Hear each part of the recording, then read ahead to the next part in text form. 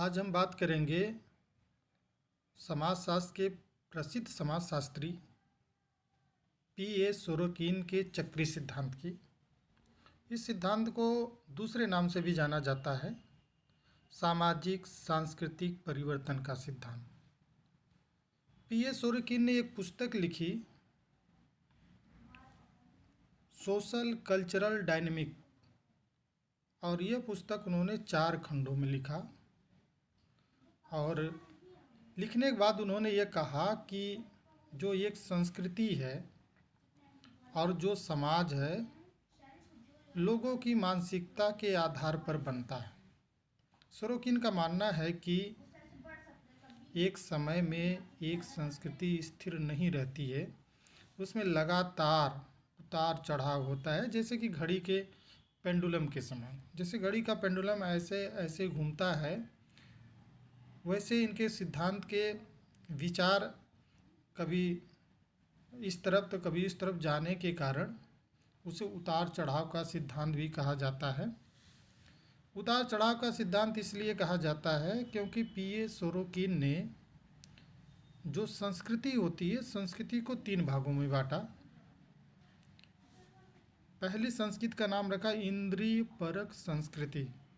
इंद्रिय परक संस्कृति वह संस्कृति होती है जो सुखों में वृद्धि करती है या जो खाओ पियो मौज करो पर आधारित है। और उन्होंने कहा कि ऐसी संस्कृति पश्चिम के देशों में पाई जाती है।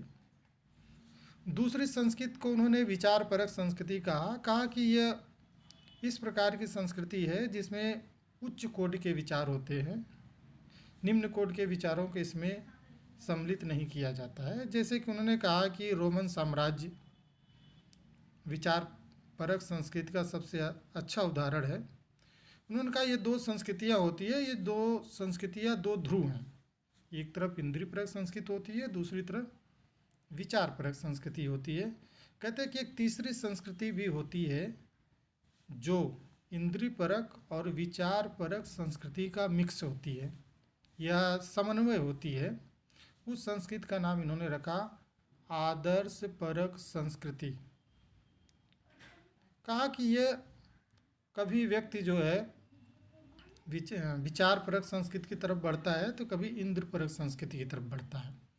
सोरोकिन के विचार है कि पश्चिम की जो संस्कृति है उसका पतन होने वाला है। पतन होने का कारण ये है कि यह ज़्यादा से ज़्यादा इंद्र परक संस्कृति की तरफ चली गई है। वह संस्कृति ज़्यादा अच्छी संस्कृति मानी जाती है जो आदर्श परक संस्कृति हो, जिसमें चेतना और विचार दोनों को ही सम्मिलित किया जाए। उन्होंने कहा कि जब भी कोई संस्कृति बहुत ज़्यादा बढ़ जाएगी या विचार परक संस्कृति की तरफ ज़्यादा चली जाएगी या इंद्रिय परक संस्कृति की तरफ चली जाएगी, तो जैसे ही वह अपने उच्चतम सीमा पर जाएगी तो वह समाप्त हो सकती है। इसलिए कहा कि कोई भी संस्कृति इंद्रिय परक की तरफ बढ़े तो उसकी एक सीमा है, उसके बाद उसको पुनः लौटना पड़ता है विचार परक संस्कृति की तरफ। कहा कि ये सीमाओं का सिद्धांत है। तो सोरोकिन ने यह भी कहा कि जो संस्कृति होती है और जो समाज होते हैं उसमें बदलाव होते हैं। कहा कि बदलाव का कारण जो होता है वह अंतर्निहित होता है, आंतरिक रूप से होने के कारण ही बदलाव होता है। इन्हें उन्होंने अंतर्निहित कारणों का सिद्धांत कहा।